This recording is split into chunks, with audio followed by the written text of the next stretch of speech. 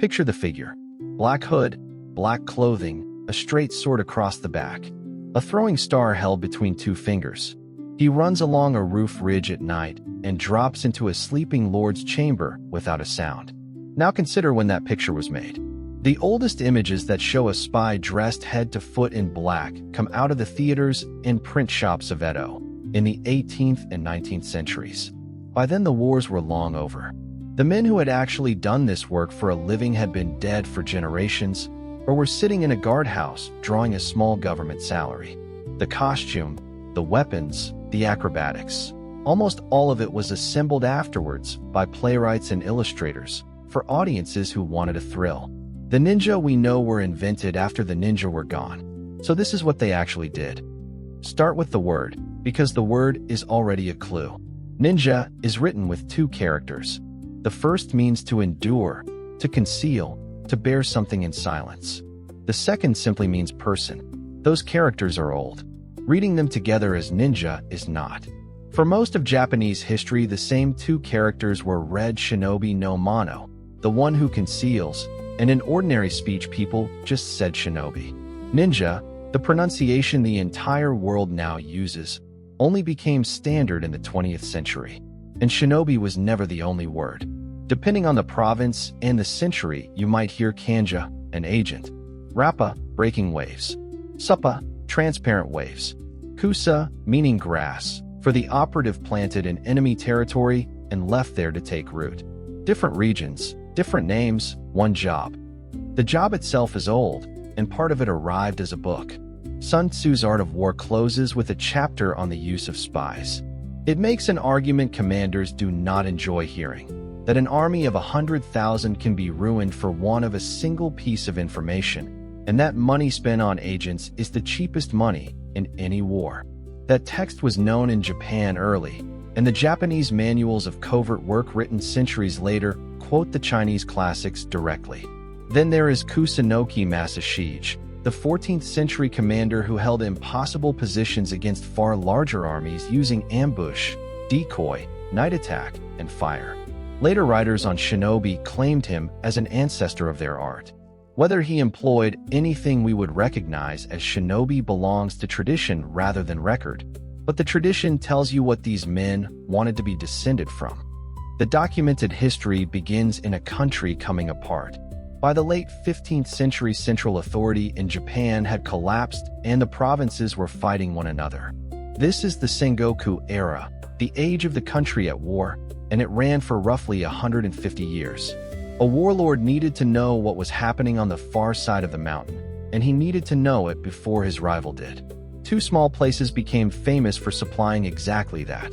Iga was a poor mountain basin ringed by ridges, with no single great lord over it. Its minor warrior landholders governed themselves by council. Koga, just across the hills in Omi province, worked much the same way. Difficult terrain, no overlord, many small armed households, not nearly enough good farmland. So those families sold the one thing they had in surplus. Not rice, skills. What did a hired shinobi actually do? Overwhelmingly, he watched, and he reported.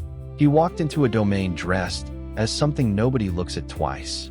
A traveling merchant, a monk on pilgrimage, a mountain ascetic, a performer, a seller of medicines.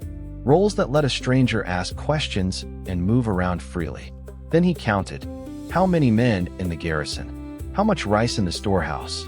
Which gate was carelessly watched? Which retainer was in debt? Which commander had quarreled with his lord? He carried messages between allies. He spread rumors designed to be repeated. And he set fires, which is the one genuinely destructive skill that appears again and again in the sources, because a fire inside a castle at night does the work of an army. Assassination occurs, but it is rare, and it is not the profession. If he had to fight at all, something had already gone badly wrong. The equipment has suffered worse from legend than anything else. Throwing blades were real, and they were not a killing weapon. A shuriken is small. You threw it to make a pursuer flinch, to buy the 2 seconds you needed to get over a wall. The tools that mattered more were dull ones. Rope, a grappling hook, a folding ladder, a saw, a probe for a lock. Chain and sickle weapons existed. So did gunpowder, smoke, and signal fires for moving a message across a valley faster than any rider could. Then there is the water spider. The manuals describe a set of wooden rings, and generations of readers assumed they let a man walk across the surface of a lake. Modern reconstructions sink. Some researchers now think the rings were far more likely for crossing soft ground. Mud, marsh, a flooded paddy field. Less romantic, considerably more useful. The independence ended in fire. Oda Nobunaga was assembling the first unified command Japan had seen in a century, and IGA was an anomaly he would not tolerate, an entire province of self-governing villages that answered to nobody. In 1579, his son Nobukatsu invaded and was beaten back badly. In 1581, Nobunaga came himself from several directions at once, with an army that outnumbered the defenders many times over. This is remembered as the Tensho Iga War. Villages burned, temples burned. The destruction was severe enough that sources on both sides describe it as annihilation, though the casualty figures they give should be treated with caution. IGA as an independent society ceased to exist. The survivors scattered into the neighboring provinces, carrying a very particular set of skills, and no lord left to sell them to. That situation did not last long. A year later, one of them was handed the chance of a lifetime. In 1582, Oda Nobunaga was killed at Honnoji Temple in Kyoto by one of his own generals.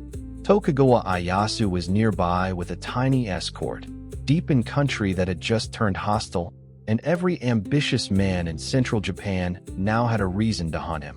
His route home ran straight through the mountains of Iga. The episode is remembered as the Iga Crossing. Ieyasu got out alive, guided over the passes by local Iga and Koga men who knew the ground and kept the roads clear ahead of him.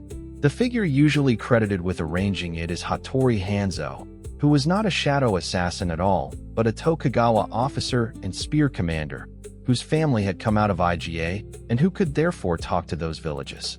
Ieyasu did not forget it. Neither did the men who saved him. 18 years later, Ieyasu won the country at Sekigahara, and in 1603 he became shogun. What happened to the shinobi next is the part almost nobody tells you. They became civil servants.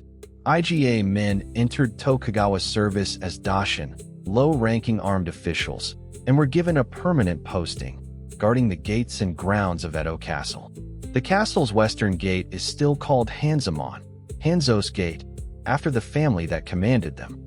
Not far off stood the 100-man guardhouse, a long, low building manned in rotation by 4 squads of musketeers, one of them raised from Koga families. It is still standing today in the east gardens of the Imperial Palace, and you can walk right past it. Think about what that means. Men whose grandfathers had burned castles from the inside were now standing at the gate, in daylight, checking who came in. The spy had become the security guard. Intelligence work did not disappear. It moved inside the government. In 1716, Tokugawa Yoshimiyan became the 8th shogun. He had come up from the branch house of Ki, and he did not entirely trust the officials he inherited in Edo. So he brought his own men with him and gave them a post with a deliberately dull name. Anawaban, the Garden Watch. On paper, they looked after the grounds of the inner palace. In practice, they were the shogun's own eyes, a small hereditary body reporting to him directly and confidentially, outside the ordinary chain of command. Popular history turns them into a network of ninja fanning out across the country to infiltrate the domains. The documentary evidence is thinner and a great deal more mundane than that, and historians still argue about how far their work actually reached. What is clear is the principle. Information now belonged to the state. And then, in peacetime, they wrote all of it down. In 1676, a man of Iga named Fujibayashi compiled the Bansenshukai, a title usually rendered as 10,000 rivers gathering into the sea. It runs past 20 volumes. It covers infiltration, disguise, weather and astronomy, tools given with measurements, how to read a man's character, how to talk your way past a guard, how to plant an agent inside a house and keep him there. 5 years later, in 1681, a retainer of the Ki domain named Natori Masazumi produced the Shininki, The True Path of the Shinobi, shorter and more philosophical. Notice the dates. Both were written after roughly 70 years of unbroken peace, by men whose art no longer had a war to be used in. It is the same paradox as the samurai codes. The most complete manual of a fighting skill tends to be written once the fighting has stopped, which may be why the manuals spend so much of their length on the mind. The Bansenshukai does not open with weapons. It opens with an argument about correctness of heart. A shinobi who works for his own profit, it says, is simply a thief with better training. The techniques are legitimate only in the service of a rightful lord and a settled realm, and a man who cannot hold that distinction should not be trusted with any of them. Alongside the ethics sits a practical psychology. Patience, reading a face, controlling fear so that it does not leak out of you and give you away. Understanding that the hardest part of walking into a hostile castle is not the wall. It is behaving, hour after hour, like a man with nothing whatsoever to hide. The art was never only physical. It was a discipline of the mind. Which brings us to the question everyone asks. Were there female shinobi? The honest answer is, far less than the films suggest, and the famous version of the story is remarkably young. The Bansenshukai does contain a section usually rendered as kunoichi no jutsu, the technique of the female operative. Read it, and it is not about a woman with a sword. It is about placing a woman inside a household, as a servant or an attendant, where she hears what no stranger ever would, together with warnings about the risk of relying on her. The famous figure is a widow remembered as Mochizuki Chiome, said to have trained orphan girls as traveling shrine women and informants for the Takeda. Researchers at Mie University trace that story to a book published in 1971. No contemporary document confirms it. Traveling shrine women were entirely real.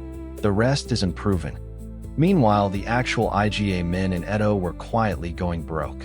A hereditary post in the Tokugawa system came with a fixed stipend, and a fixed stipend in a booming commercial city loses value every decade. The guards on the castle gates had been low-ranking to begin with. By the middle of the Edo period, a great many of them were poor, so they did what thousands of impoverished retainers did. They took work at home, gardening, raising plants and insects to sell in the city. Handicrafts made in a back room and passed to a merchant quietly, because a warrior household was not supposed to be in trade. Petitions and grievances about pay and conditions survive. The last shinobi of Japan were not gliding across rooftops. They were standing a long shift and worrying about money. Then in 1868 the shogunate fell, and the job simply ended. By then, though, something else was already happening on stage. Edo audiences loved an outlaw hero, and popular fiction gave them a spectacular one. From 1839, a serialist adventure about the gallant Jiraiya ran for years, its hero commanding a giant toad and fighting by sorcery. It was a hit, and it went straight into kabuki. Now, how do you show an invisible man in a theater? Kabuki already had the answer. The stagehands who moved props in full view of the audience wore black from head to foot, and everybody accepted the convention that a man dressed in black is not there. Black meant unseen. So when the theater needed a shinobi, it dressed him as the thing the audience already read as invisible. That is where the costume comes from. Not from any battlefield. From a stage convention, borrowed. The 20th century did the rest. From the 1910s, a series of cheap paperback adventure books sold in enormous numbers to Japanese schoolboys and made a superstar of a character called Tsurutobi Sasuke, a shinobi who leaps like a monkey. He is fiction, invented for that series. After the war came the flood. Yamada Futaro wrote a run of wildly inventive ninja novels from the late 1950s. Shirato Sanpei drew ninja manga with real political bite. Television and children's comedy took the same figure and made it friendly, most famously in Ninja Hattori-kun. Then, in 1967, the James Bond film You Only Live Twice put an entire army of them on screens across the world. For most of the planet, that was first contact. And what the world received was not the merchant with the notebook. It was the man in black. In the 1980s, the myth left home for good. A wave of American and Hong Kong action films built a whole genre around the word. Ninja in the title, ninja on the poster, a hooded figure with a straight sword, and an inexhaustible supply of throwing stars. The films were not remotely historical and never pretended to be. Then a comic about 4 mutated turtles trained in ninjutsu became one of the largest children's franchises on Earth, and the word completed its journey into English. Ninja stopped being a foreign term that needed explaining. It became an ordinary English adjective meaning fast, silent, unreasonably good at something. Here's the strange part. The ninja is now more famous abroad than at home, and the version the world knows was largely assembled outside Japan. A Japanese profession, mythologized in translation. Back in the mountains, the real places are still there. IGA is in Mie Prefecture now, and Koga is in Shiga. Both run museums with concealed doors and revolving walls, demonstrations, throwing stars for the children, and a great deal of cheerful tourism. IGA holds a festival each year at which much of the town turns out in costume. But something more serious has grown up beside it. In 2017, Mie University opened an International Ninja Research Center, and the university now offers graduate study in the subject. The work is unglamorous and it is real, reading the manuals as historical documents, checking family papers and domain archives, testing whether the described tools actually function, separating what the sources support from what the 20th century added. The town sells the legend at the front door. Behind it, patiently, people are taking the legend apart, which leaves one question worth sitting with. The entire point of the profession was to leave no trace. A shinobi who is remembered has failed. He was meant to be the merchant nobody glanced at, the monk who asked one extra question, the man in the crowd whose face you could not describe an hour afterwards. He succeeded so thoroughly that he very nearly vanished from the historical record as well. And into that emptiness the theaters, the novelists, and the film studios poured a figure of their own making. Hooded, armed, spectacular, and visible in every single frame. The black costume is not what he wore. It is the shape we drew around his absence. If you would like more of the Edo period told this way, with the evidence kept in view, do consider subscribing. There is a great deal down here that the legends walk straight past. Next time on Edo Life, the women who fought as samurai, Nakano Takiko, the Naginata, and the last battle of the warrior women in 1868. Until then, the quietest person in the room is not always the least dangerous one.